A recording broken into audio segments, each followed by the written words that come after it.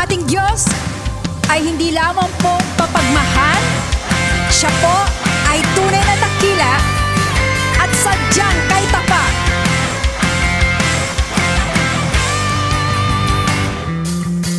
Minsan sa ating pamumuhay, puno ng problema, kabi-kabila, suliraning walang katugunan, sakit lang ng ulo, pati katawan.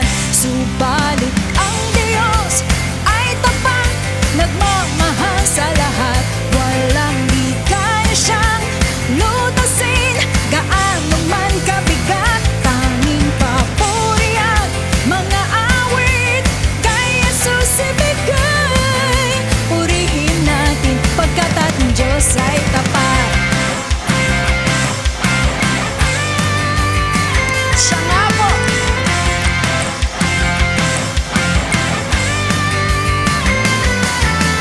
Kung nais mo ng pagpapala kay Jesucristo'y magtiwala, at kung ang katawa'y nanghihina, tibayan mo ang pananampalataya. Tunay na ang Diyos ay tapat, nagmamahal sa lahat, walang di kaya siyang lutasin, gaano man kabigat. Tanging papuri at mga awit kay Jesus ibigay. Purihin natin pagkat ating Diyos ay tapat. Minsan pa, tunay na ang Diyos ay tapat, nagmamahal sa lahat, walang di kaya siyang lutasin, gaano man kabigat. Tanging papuri at mga awit kay Jesus ibigay. Purihin natin pagkat ating Diyos ay tapat. O kayo naman, tunay na tungtungan mo ang pananampalataya mo ngayong araw na to, na ang Diyos ang kikilos, ang Diyos ang tutugon, ang Diyos ang bahala sa problema mo. Purihin natin pagkat ating Diyos ay tapat. Tunay na ang Diyos ay tapat, nagmamahal sa lahat, walang di kaya siyang lutasin, gaano man kabigat. Tanging papuri at mga awit kay Jesus ibigay. Purihin natin pagkat ating Diyos ay tapat. Minsan pa, tunay na ang Diyos ay tapat, nagmamahal sa lahat, walang di kaya siyang lutasin, gaano man kabigat. Tanging papuri at mga awit kay Jesus ibigay. Purihin natin pagkat ating Diyos ay tapat. Purihin natin pagkat ating Diyos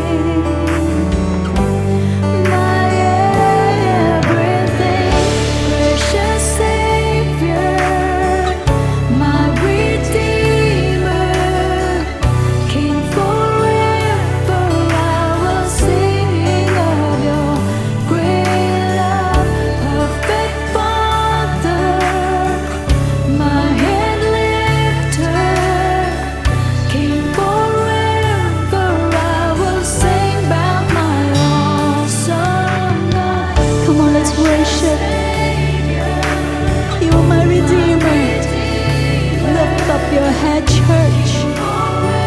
Your redemption draws nigh. Your redemption draws nigh. My head lifter, King forever, I will sing about my awesome God.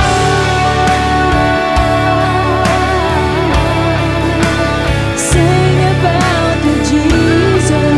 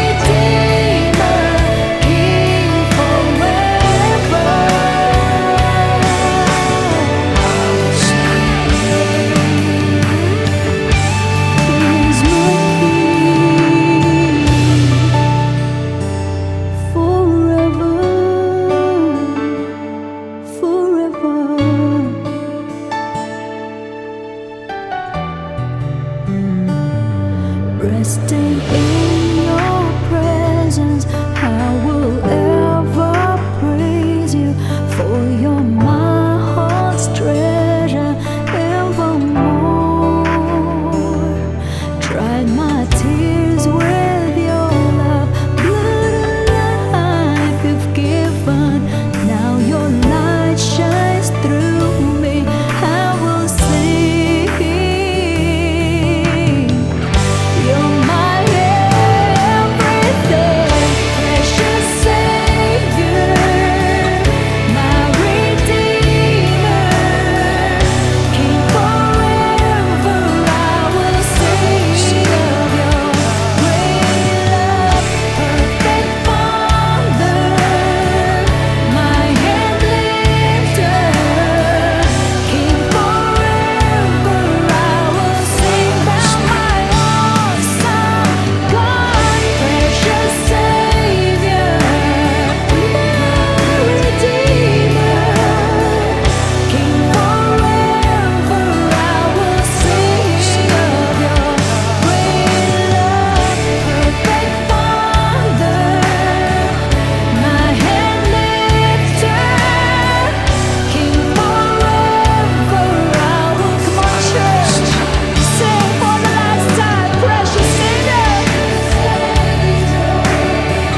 You're my Redeemer, King forever. I will sing of your great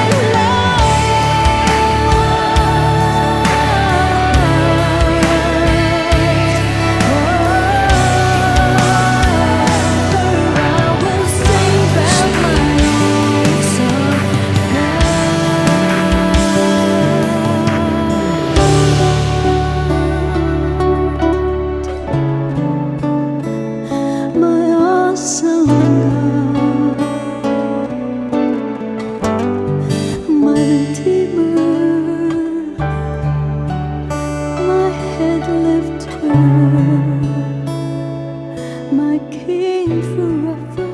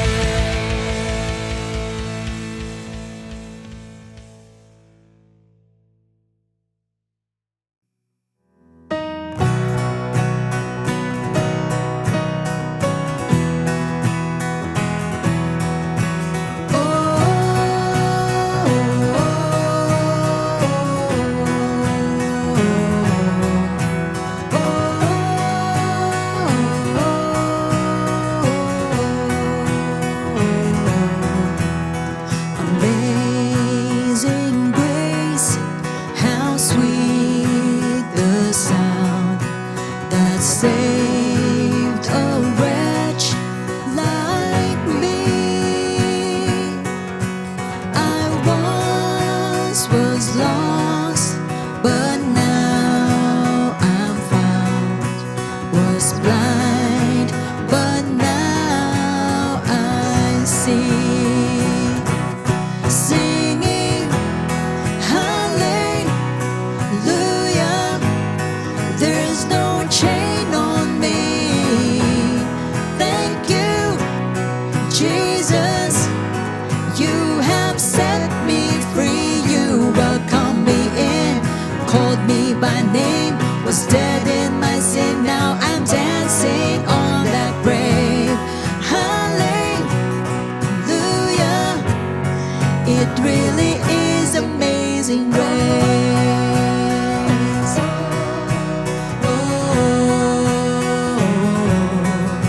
'twas grace that taught my heart to fear, and grace my fears relieved. How precious did that grace appear the hour I first believed. Singing hallelujah, there's no chain on me. Thank you, Jesus, you have set me free. You welcomed me in, called me by name, was dead in my sin. Now I'm dancing on that grave. Hallelujah, it really is amazing grace.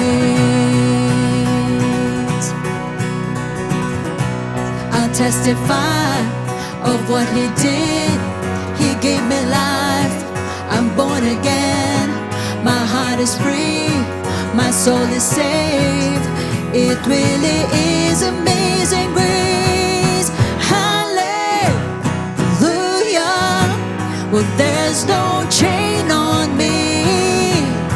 Thank you, Jesus, you have set me free. You welcomed me in, called me by name, was dead in my sin. Now I'm dancing on that grave. Hallelujah, it really is amazing grace.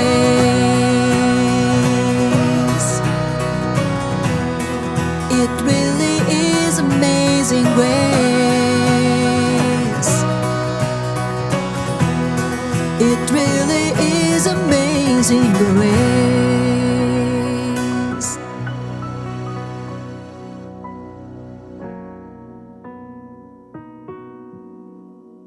Glory to God po. Good evening po sa ating pong lahat. Welcome po sa ating pong online GBS. Maraming salamat po sa ating pong Panginoon for this opportunity to once again be enlightened and nourished by His Word. At nagpapasalamat din po ako sa ating pong beloved Bishop Lou and Pastor Norma sa kanila pong pagbibigay ng gabay at suporta po sa ating pong kongregasyon. So para masimulan po ang ating pong pag-aaral, mas maganda po tayo po muna humingi ng gabay sa ating Panginoon. Yung po natin na ating pong mahulo. Pigit po natin po ang ating pong mga mata. Tayo po'y manalangin. Panginoong Yesus, kami po'y nagpapasalamat sa iyo sa pagkakataon pong ito na muli binigyan mo kami ng pagkakataon na pakapag-aral ng iyong pong mga salita. Lord, buksan mo po ang aming mga puso, aming pong mga isip upang tunay po naming maunawaan ang mga aral na nais mong ituro. Panginoon, naway matutunan namin mula sa aral na ito ng Unjust Steward na ang tunay po na kayamanan ay hindi po nasusukat sa pansariling pakinabang, kundi sa tamang paggamit po nito para sa kabutihan at sa kaluwalhatian po ninyong pangalan. Lord, alsin mo po anuman hadlang at distraction sa aming po mga paligid upang kami po ay makapag-focus sa aming pag-aaral. Ingatan mo rin po ang bawat isa po na makikinig ng programang ito. So we dedicate this time to you for your praise and glory. And this is our prayer. In Jesus' name, amen. Last week, natapos na po natin yung part 4 of this parable kung saan nalaman po natin kung pares nga ba ang hoarding wealth sa wasting it. However, tonight, as we proceed, still under the parable of the unjust steward, let's talk about the last part or ito pong part 5. God's economy versus the world's economy. So brothers and sisters, isa po sa major na themes po na lumutang po dito sa parable na ito ay yung pong kaibahan po ng economic philosophy ng mundo at ng economic principles ng kaharian po ng Diyos. Now, ang tanong, in what way are they different? First, pag-aralan po natin yung pong philosophy of the world. So madalas po, pag sinabi po natin financial success, ito po'y nade-define by how much a person can gather and preserve. At ang success daw po ay nakadepende sa kakayanan mong magkaroon at makaipon ng yaman. So madalas din po na ang mga tao po are encouraged na mag-impok ng resources, bumuo ng financial security, at patuloy po na mag-expand po ng kanila pong mga ari-arian. Wala pong masama dyan at dapat lang. But the problem is, madali pong ilid ng ganitong klaseng mindset ang tao sa masyado pong pagkatutok pagdating sa material gain or wealth. Ang yaman po ay nagiging simbolo ng kapangyarihan. Nagiging simbolo po yan ng seguridad at ng personal na halaga. Samantalang patuloy po nagpapaalala ang Bible na ang sabi nga po sa 1 Timothy chapter 6 verses 9 to 10, "But those who desire to be rich fall into temptation and a snare, and into many foolish and harmful lusts which drown men in destruction and perdition.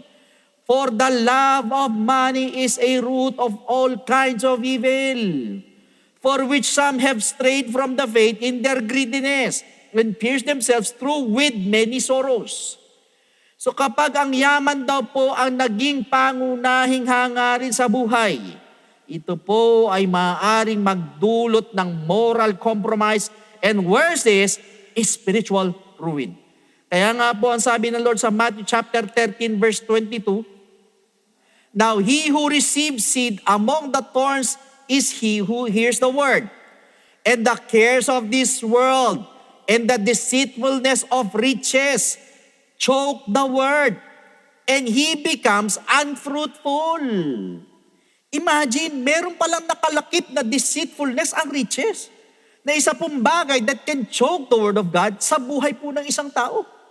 Sa madaling salita, kahit na nangako po ang yaman ng seguridad at ng kasiyahan, madalas naman po nitong inilalayo ang puso po natin sa mga bagay na mas mahalaga po sa espiritual.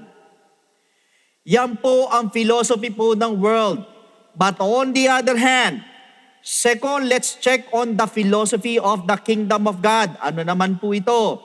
Sa halip po na ituring po ang pag-iipon ng yaman bilang main goal, tinatawagan po ang lahat ng mananampalataya na gamitin po ang kanila po mga resources bilang mga kasangkapan po para pagpalain po ang iba and for advancing God's purpose.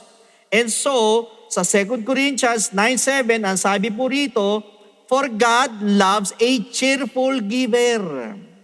I just want you to know na ang giving po ay hindi lang po basta obligasyon. Rather, ito po ay isang expression of faith and gratitude. Pag binabahagi po kasi ng mga mananampalataya ang kanila po mga resources, sila po ay nagpapakita ng pagtitiwala sa provision ng ating Panginoon. Katulad po ng ginawa ng early church sa Acts chapter 4 verses 34 to 35. Kung saan yung mga mananampalataya po willingly shared yung kanila po mga possessions. Hindi lang po naging isang private treasure yung yaman, kundi isa po itong means of caring for the community and supporting the work of God. Now, why is this? Kasi po, ang pag-i-invest po sa tao is also central sa kingdom economics. Kaya po na natutunan po natin last week, pag ang mga resources po ay ginagamit para suportahan po ang ministry, help the poor, and encourage other people, ito po ay lumilikha ng nagtatagal na spiritual impact. Meanwhile, sa Acts chapter 20 verse 35, ang sabi naman po rito, "It is more blessed to give than to receive."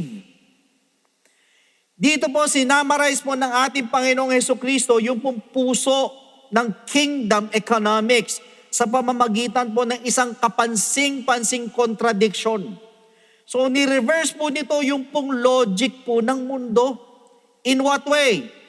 Madalas po kasi ina-assume po ng human instinct na ang kasiyahan po ng tao ay nagmumula po sa gaining more.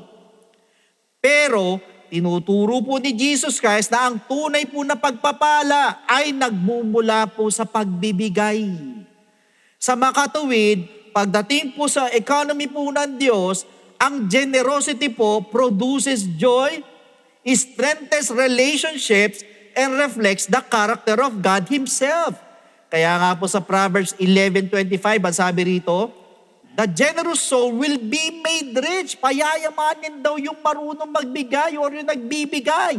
And he who waters will also be watered himself. So ang contradiction po is that when people give freely, they often experience greater spiritual and even material blessing. So kapag ang tao po ay bukal po sa kalooban po nila na magbigay, madalas po sila nakakaranas ng mas masaganang pagpapala sa spiritual man o material man na bagay.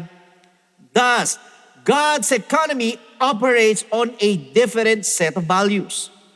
Habang ang mundo po ay busy sa pag-iipon at pagdadamot ng yaman, ang tawag naman po ng Diyos sa atin ay bitawan po ang ating po mga resources para magmahal po at magsilbi po sa iba.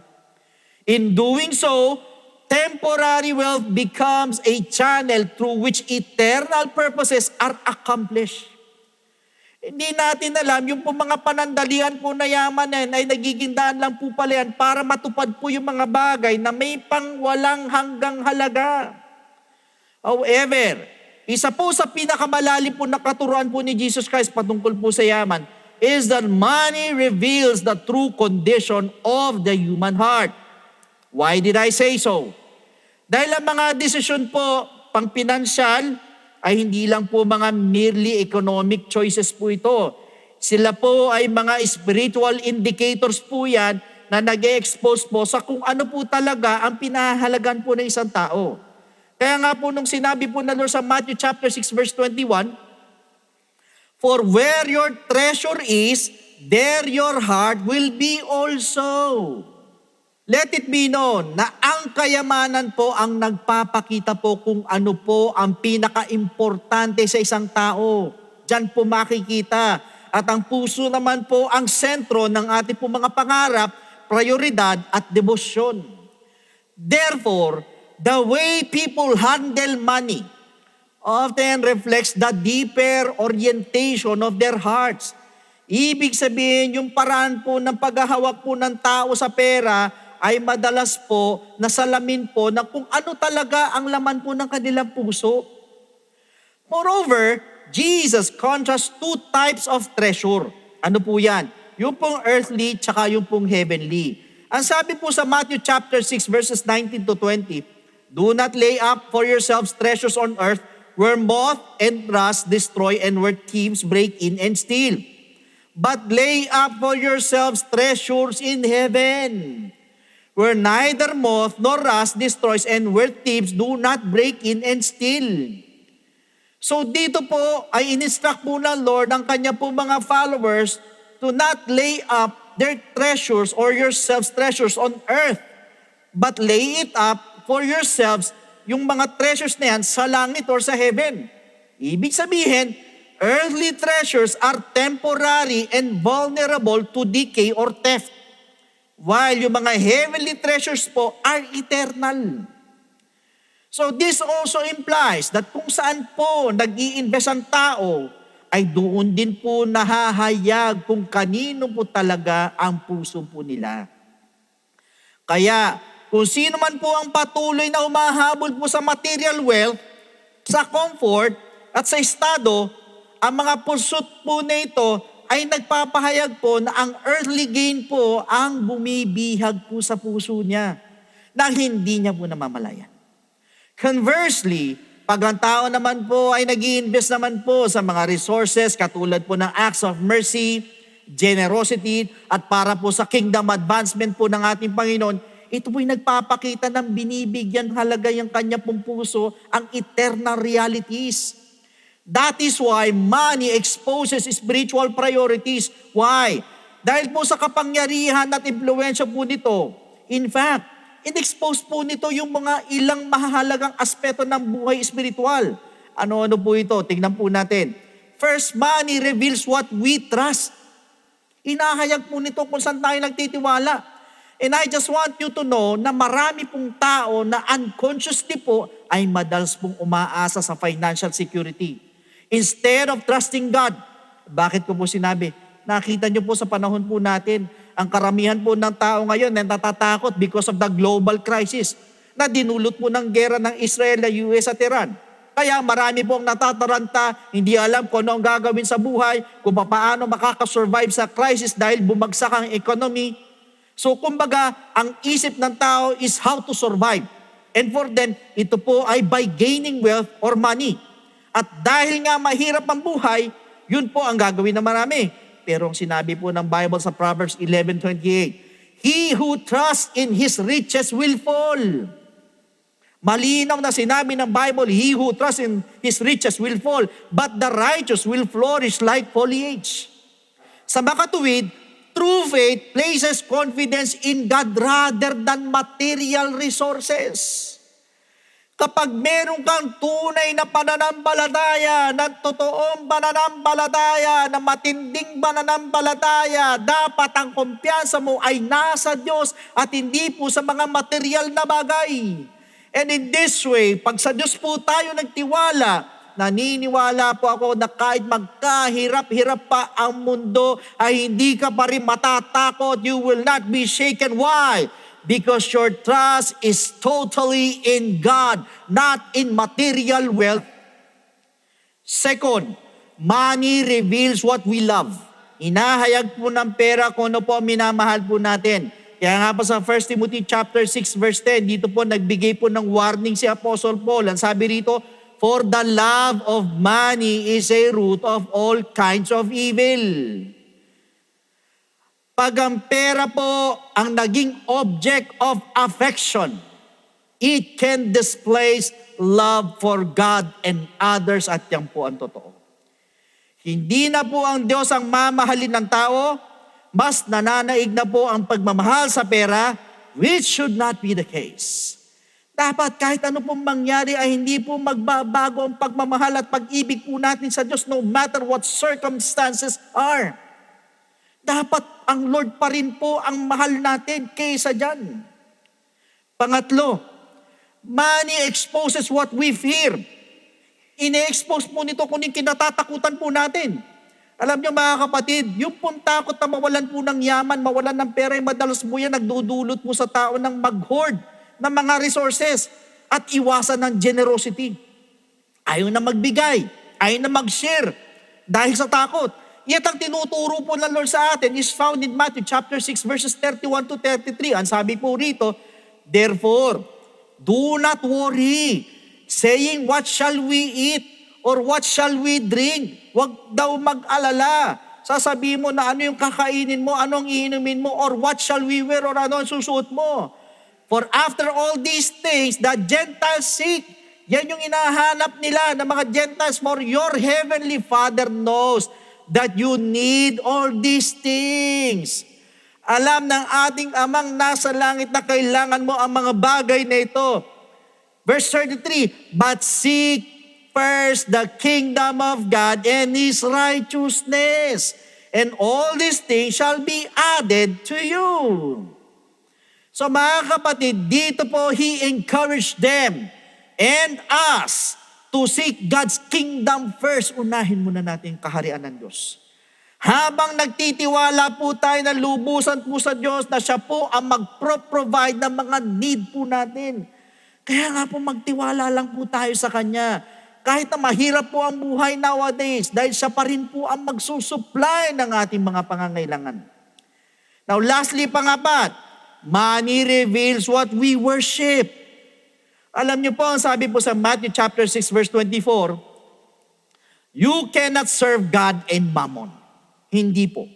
Truth be told, ang yaman po ay maaari at madali pong maging karibal po yan ng Diyos sa ating pong mga buhay kung nananakaw po nito ang katapatan na para lamang dapat sa Diyos. So apparently, dahil in-expose po ng pera ang puso ng tao, Jesus presents financial stewardship as a test of spiritual maturity. That is why sa Luke chapter 16 verse 11, ang sabi rito, therefore, if you have not been faithful in the unrighteous mammon, who will commit to your trust the true riches? Sa hindi po nakakalam, ito pong katapatan na ito sa paghahawak po ng pera ay inihahanda po ang mananampalataya para sa mas dakilang spiritual responsibility. Sa paano pong paraan? Maaring ang pera po ay mukhang maliit na bagay kumpara sa mga spiritual na regalo. Pero, dinidescribe po ng Lord ito bilang isa pong sukatan or subukan para sa discipleship. Why so? Kasi po, yung po mga namamahala ng financial resources na nandoon ng integridad, ng integrity, nandoon ng generosity, at nandoon din po ang humility, ay nagpapakita po yan ng mas malalim na kahandaan po pagdating sa spiritual trust. Thus, money functions as a mirror that reveals the condition of the heart. Ang pera po ang nagsisilbing salamin na nagpapakita po ng tunay na kalagayan po ng ating puso. So pinapakita po nito whether kung ang buhay po ng isa pong tao ay nakasentro po sa mga pansamantalang pag-aari or sa eternal values. Therefore, faithful stewardship becomes not merely a financial practice. Kung hindi, ito po ay isa pong reflection of genuine devotion to God. Brothers and sisters, ang faithful stewardship po ay hindi lamang pong isa pong gawain pang pinansyal, hindi po. Kung hindi, ito po ay isang pagpapakita ng ating pong katapatan at debosyon po sa Diyos.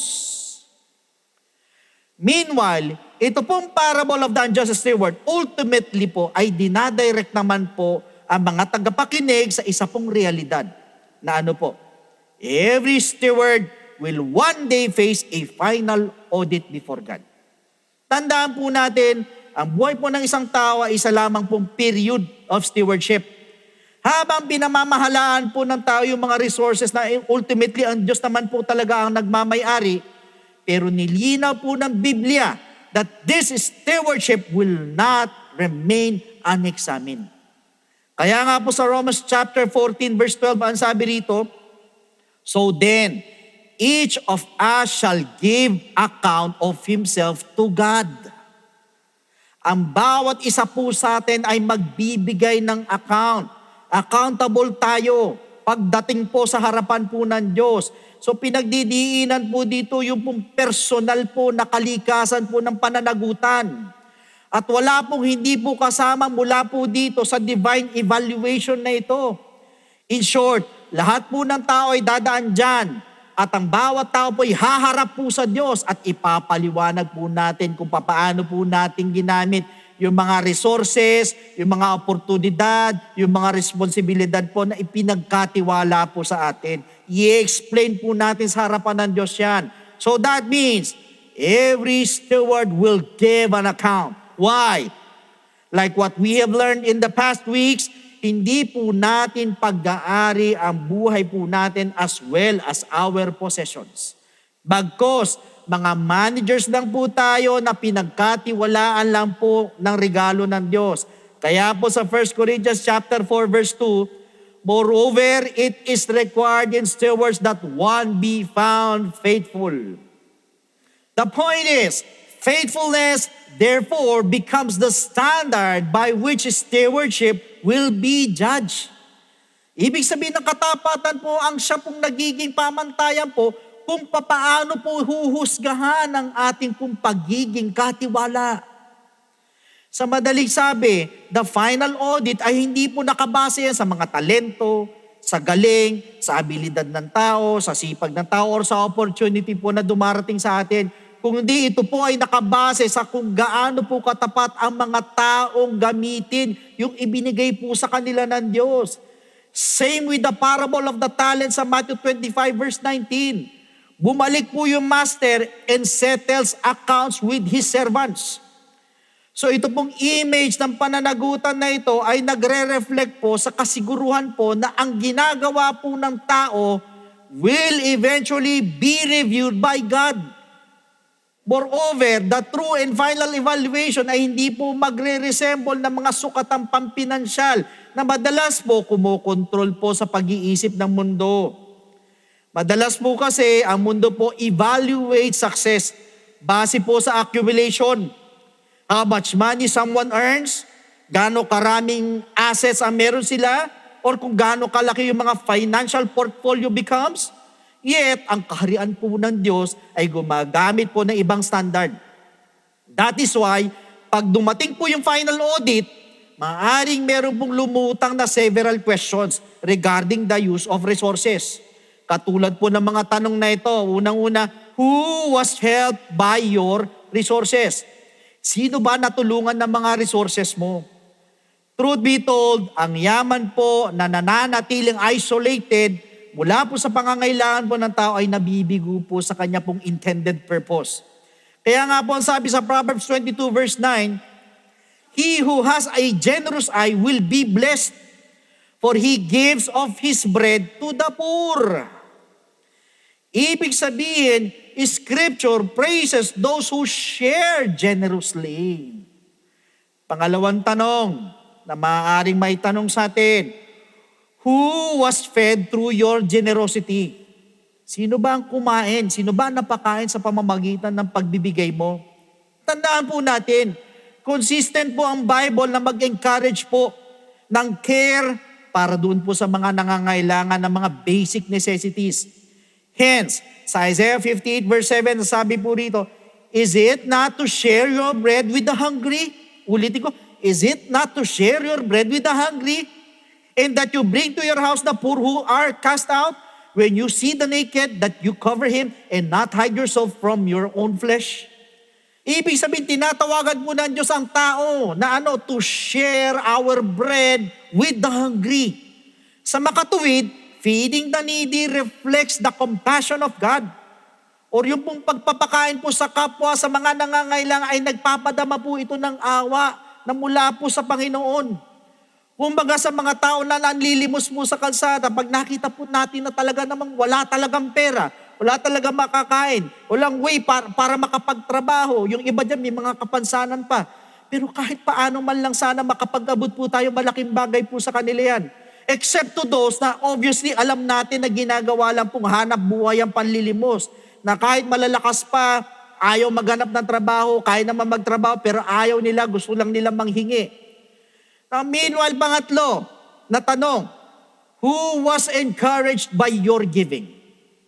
I just want you to know, mga kapatid, na nakakalakas po ng pananampalataya pag tayo po ay generous. Most of all, nagbibigay din po pala ito ng comfort doon sa mga nahihirapan po talaga. So kung maalala po natin sa Acts chapter 4 verses 34 to 35, binanggit ko kanina yung pong early church practice, this spirit of encouragement. Nung binahagi po ng mga mananampalataya yung kanila pong mga possessions sa mga nangangailangan. Pangapat, na pwede pong itanong sa atin, who was lifted from hardship? Brothers and sisters, maging malinaw po sa ating lahat na maaari po maging isang powerful tool po ang financial stewardship para po sa pagre-restore po ng dignidad at pag-asa po ng iba. How so? Ang sabi po sa 1 Timothy chapter 6 verses 18 to 19, let them do good, hayaan mo silang gumawa ng mabuti, that they be rich in good works, ready to give, handang magbigay, willing to share, storing up for themselves a good foundation for the time to come, that they may lay hold on eternal life. Meaning to say, ang mga mananampalataya po are urged to be rich in good works, ready to give, willing to share, storing up treasure for the future. Thus, the final audit will reveal not merely financial totals, but spiritual impact. Yung pong final na audit ng ating pong mga buhay ay hindi po tungkol sa yaman na naipon, kundi sa spiritual na impact nito ng ating naiwan. God will examine kung paano po natin ginamit yung mga resources to reflect His mercy and advance His kingdom. Furthermore, another one of the most powerful themes of this parable is the great reversal. Now, what do we mean by that? In our modern days, madalas po ang wealth, ang estado, ang possessions po determine how people measure success. So yung po mga nagtataglay po ng mga matitinding yaman ay madalas pong hinahangaan po yan and considered prosperous. Pero iba po ang perspective po ng eternity. Paano? Isa-isahin po natin. First, many who appear wealthy today may be poor in eternity. Bakit ko po sinabi? Paulit-ulit pong binabalaan po ng Lord na pwede pong lumikha ang earthly wealth ng isa pong delikadong ilusyon ng success or ng tagumpay. Maaaring magmukhang prosperous ang isang tao sa kanyang buhay, yet nananatili palang spiritually ay naghihirap sa harapan po ng Diyos at yun po ang mabigat. Kaya nga po sa Luke 12 verse 20, yan sabi rito, "But God said to him, Fool, this night your soul will be required of you. Then whose will those things be which you have provided?" So tinawag pong fool ng Diyos yung rich man. Bakit? Dahil siya po ay nag-impok ng yaman para sa sarili niya, pero binaliwala niya po yung pong walang hanggang realidad. Hindi niya po alam na hindi po siya kayang iligtas ng yaman niya when his life suddenly ended. Same with the story of the rich man and Lazarus. Sa Luke 16 verse 25, sinabi ni Abraham sa mayaman nung buhay siya na tumanggap siya ng magaganda at mabubuting bagay habang naghihirap si Lazarus. Yet sa eternity, nagbaliktad po yung kanilang sitwasyon or posisyon. What does this imply? Itong reversal na ito ay nagpakita po na ang wealth po on earth does not guarantee honor in the life to come. Kaya po sa Proverbs 11:28, ang sabi rito, "He who trusts in his riches will fall, but the righteous will flourish like foliage." So ito po ay isa pong babala na nagdudulot po ng pagbagsak sa spiritual ng tao pag masyado pong nilalagay ang pagtitiwala sa yaman. Remember, earthly wealth can disappear. Pwedeng maglaho yan, pwedeng mawala yan, lilipas yan. But righteousness and faithfulness endure forever. However, in contrast, yung mga mananampalataya po who practice generosity and compassion may not appear wealthy by worldly standards. Maaaring hindi sila mukhang mayaman sa harapan po ng mundo sa standard ng world, yet they are storing up eternal riches. How so? Sa 1 Timothy chapter 6 verses 18 to 19, binanggit na po ito ay isa sa pamamagitan ng being rich in good works, ready to give, willing to share, storing up for themselves a good foundation for the time to come. So nag-shift po si Apostle Paul ng ibig sabihin ng yaman. Magmula po sa financial abundance, patungo sa moral and spiritual generosity. So ibig sabihin dito po ay nagpapahayag na ang tunay po na yaman ay hindi po nasusukat sa kung ano ang meron ka. Kung hindi ito po'y nasusukat sa kung ano po ang iyong ibinigay or ibinahagi po sa iba. So ipinahiwatig po nito na yung pong acts of kindness, generosity toward the poor, and support for God's work all become spiritual investments in eternity. Although ito pong mga gawa na ito ay hindi po kaagad po magbibigay ng recognition sa mundo, pero lagi po natin pakatatandaan, yan po ay merong tumatagal na halaga sa kaharian po ng Diyos. Naglalast po yan sa kingdom of God. Lagi po nating isa sa isip na ang mga earthly treasures po are fragile at pansamantala lang po. Pero yung po mga heavenly treasures are secure and eternal. That is why ang bawat act of generosity becomes part of this eternal treasure. Kaya kapag ang isa pong mananampalataya feed the hungry or perhaps help the poor, support the ministry, or encourage those in need, tayo po ay nag-i-invest pala in something that transcends the limitations of this world. Dagdag pa po rito, sinabi po sa Hebrews chapter 6 verse 10, "For God is not unjust to forget your work and labor of love, which you have shown toward His name, in that you have ministered to the saints and do minister." So ibig sabihin, ina-assure po ng Diyos na hindi niya po makakalimutan yung lahat po ng ating pong ginagawa para sa iba.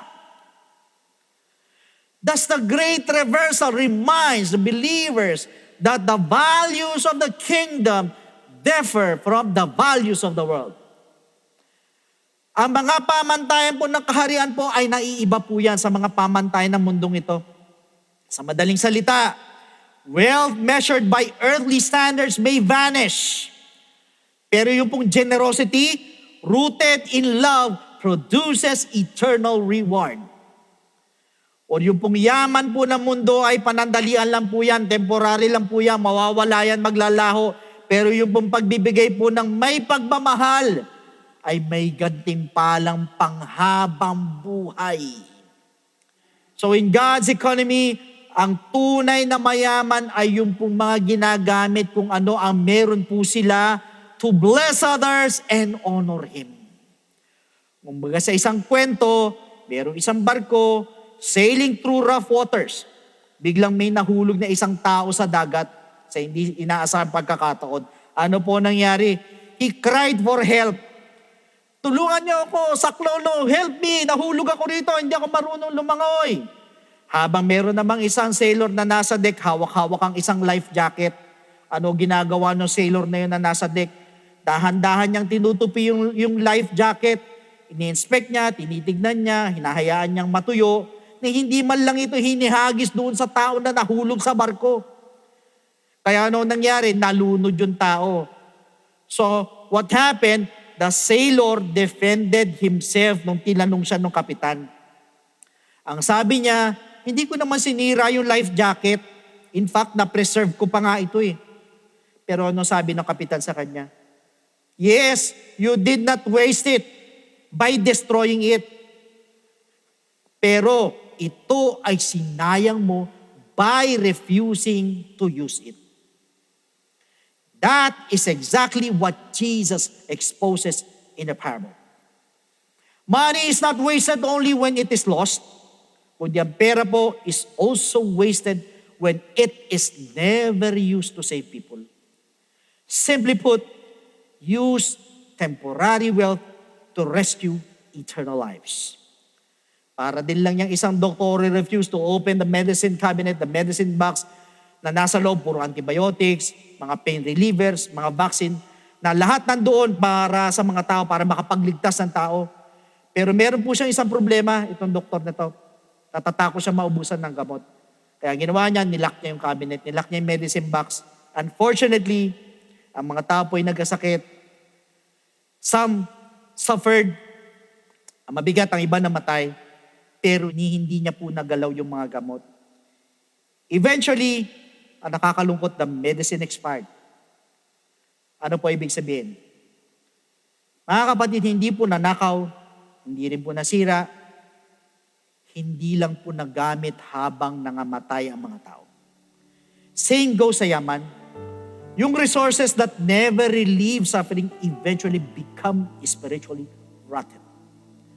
Kaya nga po ang tanong po ng Diyos po sa atin, pag in-examine po tayo, ang ating po mga buhay, will our wealth, kung meron man, will reveal accumulation or compassion? Kailan po makakasagot yan? Nevertheless, ang sabi po sa Proverbs 19:17, "He who has pity on the poor lends to the Lord." Thus, stewardship is ultimately revealed in whether our resources served ourselves alone or became channels of God's love to others.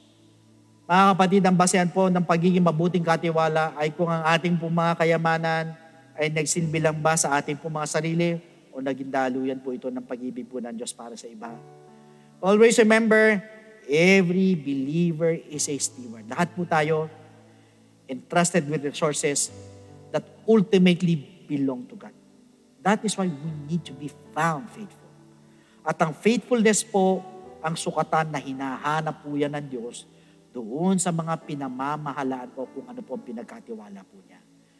It involves more than money. Kasama dyan ang panahon, kasama dyan ang abilidad, ang impluensya, pati mga opportunities, and even our material blessings. At lahat na meron po tayo, ultimately, came from God's hand. At naniniwala po ako na ito po'y binigay po ng Diyos sa atin, hindi lang po for our personal benefit, but also to serve others. In other words, tayo po inaasahan po ng Diyos na maging tapat sa mga bagay na pinagkatiwala niya po sa atin. At matuto din po tayong ibahagi sa iba, lalo na po sa gawain po ng Diyos. Dahil kung hindi po din tayo pinaintulot na pagpalain po ng Lord, ay wala din po ang mga bagay na ito sa atin. So kung naman na meron po tayo sa kasalukuyan, kaya bilang pagtanaw po ng kabutihan po ng Diyos sa atin, matuto po tayong magbahagi sa iba. At dito po nagtatapos ang kwento po ng parable of the unjust steward. So next week, huwag po kayong mawawala as we proceed with another topic. But for the meantime, tayo po magpasalamat po sa ating Panginoon at naway lahat ng ating po napakinggan, lahat ng ating po natutunan ay maisabuhay po natin. So again, yung po natin po maulo, tayo po magpasalamat po sa ating Panginoon. Heavenly Father, we thank you so much, Panginoon, sa mga salita mo na ibinigay mo po sa amin, na ito po nagbigay liwanag sa amin po mga buhay. Lord, maraming salamat sa lahat ng mga biyaya na amin po natatanggap. At maraming salamat po sa pagtuturo sa amin ngayong gabi ng tamang paggamit po na aming kayamanan, aming talento, at mga pagpapala para sa mas mahalagang bagay. Lord, tulungan mo po kami na maging tapat na stewards. Turuan niyo po kami na maging generous and compassionate sa ibang tao. At huwag pong sayangin ang anumang ipinagkatiwala niyo po sa amin. Tulungan niyo din po kami na gamitin ang lahat ng ito para sa iyo pong kalahulatian. Naway sa pag-aaral na ito ay hindi lamang po manatili bilang kaalaman sa amin po mga isip, kundi maging inspirasyon po ito upang kami po'y mamuhay. Nandoon po ang pananampalataya at higit sa lahat ng pag-ibig po sa kapwa. Muli, sama-sama po kami nagpapasalamat at nagpupuri po sa iyo. Sa iyo po lahat ng kadakilan at kapurihan. In the name of Jesus, Amen. Praise the Lord, maraming salamat po sa Panginoon sa napakagandang mensahe na binigay niya po sa atin na narinig po natin ngayong gabi. At napakahalaga po na ito po'y maisabuhay po natin, lagay natin sa ating pong puso at isipan. Everyday, alalahanin natin yung lahat ng mga topics natin. Well, sa atin naman po mga first-time viewers, how are we going to answer kapag tinanong po tayo ng Lord kung paano po natin minanage ang Kanya pong pinagkatiwala po sa atin? Alam niyo po, generosity in this economy seems ironic, pero it is commanded to us. Utos po yan sa atin ng Diyos. At ito po ay kaya natin gawin with the help of God. At ang compassion po na minibiti po natin sa atin po when we accept Jesus Christ as our Lord and personal Savior and believe in His gospel for you to be saved. Kapag sinabi natin salvation, so please listen to me sa lahat ng mga first-time viewers. Ang sabi sa Ephesians chapter 2 verse 8, for by grace you have been saved through faith. Malinaw po na sinabi ng talata, we're saved by grace through faith. Kaya lang po ang tanong, saan po tayo mananampalataya at maniniwala? That is the question. It is found in 1 Corinthians chapter 15, verses 1 to 4. Moreover, brethren, I declare to you the gospel which I preached to you, which also you received and in which you stand, by which also you are saved, if you hold fast that word which I preached to you, unless you believed in vain. For I delivered to you first of all that which I also received, that Christ died for our sins according to the Scriptures, and that He was buried, and that He rose again the third day according to the Scriptures. In other words, we need to believe in the gospel of Jesus Christ, yung pong death of Christ, yung burial of Jesus Christ, at yung pong resurrection of Jesus Christ. So tatlo po yan na kailangan po natin sampalatayanan at maniwalaan. Kaya lang po ang tanong is believing enough. Pag tayo po ba'y nanampalataya at naniwalay, wala na po tayong gagawin, hihinto or tutuldok na po tayo doon. Alam niyo po, ang sabi po sa 1 Peter chapter 4 verse 17, for the time has come for judgment to begin at the house of God. And if it begins with us first, what will be the end of those who do not obey the gospel of God? ano daw ang katatapusan, ano daw ang dulo doon sa hindi sumunod sa gospel ng ating Panginoon. So sa madalit sabi, the gospel of Christ must be obeyed.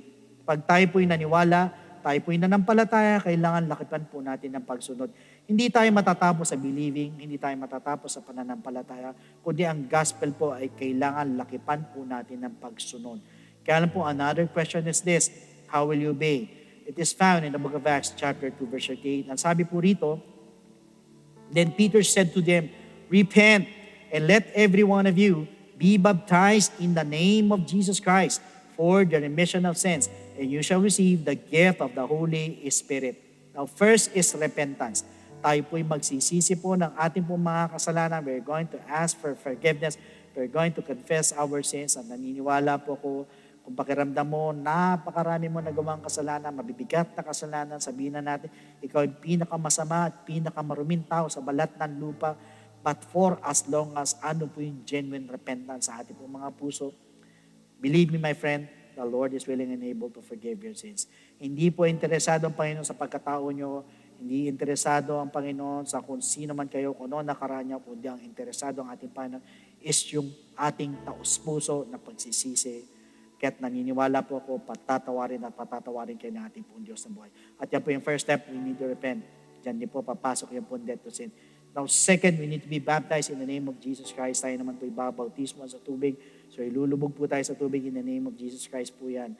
So, kung siya po yung unay namatay, tayo naman po ipapatay natin ang ating po mga kasalanan through repentance. Second, siya naman po inilibing, tayo naman ililibing natin ang ating po mga kasalanan through water baptism in the name of Jesus Christ. Ang sabi po sa Romans chapter 6 verse 4, therefore, we were buried with Him through baptism into death, that just as Christ was raised from the dead by the glory of the Father, even so we also should walk in newness of life. Sa madalit sabi, we need to be baptized in the name of Jesus Christ for the remission of sins. Why? Because that water is the type of the blood of the Lamb that takes away the sins of the world. Hindi po ito paghuhugas ng dumi ng katawan, kundi ito po yung pag-aalis po ng ating po mga kasalanan. So yun po yung pangalawang step. We need to be baptized in the name of Jesus Christ for the remission of sins. And thirdly, we need to receive the gift of the Holy Spirit. So dyan naman po papasok ang ating pong transformation, ang ating pong regeneration. Ang ating Panginoon naman ay nabuhay na magmuli. Tayo naman po yung mababago na po. Ang nabanggit po sa Romans 8:11, ganyan po sa Titus chapter 3, verse 5. In fact, once we receive the gift of the Holy Spirit, we're also receiving power. Power saan? Aminin nyo man hindi lahat tayo may kainan. Kung minsan pinipilit natin magbago, 1-2 buwan, pero sa mga susunod na panahon, bumabalik ka sa dati. Bakit po ganun? Kasi po, sarili lang po natin. Tapos, pipilitin mo na magbago. Tapos, babalik na naman sa dati. Perhaps, bad habits, vices, pangit na ugali, pabalik-balik, ay magbago ng lubusan. But you know what? Once you receive the gift of the Holy Spirit, yan po yung sinasabing power. Power to overcome all our weaknesses. At yan din po, yung magpapaalala po sa atin para makasunod po sa kalooban po ng ating Panginoon. So take note, dito po 3 bagay na ito kailangan maganap po sa atin. First, we need to repent. Second, we need to be baptized in the name of Jesus Christ for the remission of sins. And thirdly, we need to receive the gift of the Holy Spirit, and that is what we call the good news, and that is the gospel of Jesus Christ. So at this moment, sa lahat po ng gustong tumanggap sa ating Panginoon, pwede po ba na itaas po ninyo ang 2 kamay bilang tanda ng pagsuko? Yuko po ninyo yung mga ulo at pikit po ninyo yung mga mata. And please repeat after me with this prayer na habang binabanggit po ninyo ang panalangin nito, nandun yung taos-puso na tayo po'y nagsisisi po ng ating po mga kasalanan at humihingi po ng tawad sa ating po Panginoon. So please repeat after me. Panginoong Jesus, lumalapit po ako sa iyo bilang isang makasalanan. Patawarin mo po ako sa lahat ng aking mga pagkakamali at pagkukulang. Sa oras na ito, tinatanggap po kita bilang sarili tagapagligtas. At tinatanggap po kita bilang Diyos ng aking buhay. Naniniwala po ako na ikaw ay namatay, ikaw ay nilibing, at sa 3 araw ay nabuhay na magmuli. Tulungan mo po ako makapagsimula ng bagong buhay. At idagdag mo po ako sa iyong kaharian. Maraming salamat po. Ito po yung samot dalangin namin sa pangalan ni Jesus. Amen. Praise the Lord. Yan po yung first step. Para sa pangalawang step po, sa lahat po na mga interested po magpabaptize, andyan po yung mga telephone numbers po natin. Pwede po kayo tumawag dyan para makapag-schedule po tayo ng water baptism. Otherwise, you can directly message us sa ating po FB page. Iwan lang kayo ng mensahe para masagot po namin to give you further instructions. So thank you for joining us tonight. May the lessons that we have learned from this parable be instilled in our hearts as we live our Christian journey. So God bless all of you, and to God be all the glory.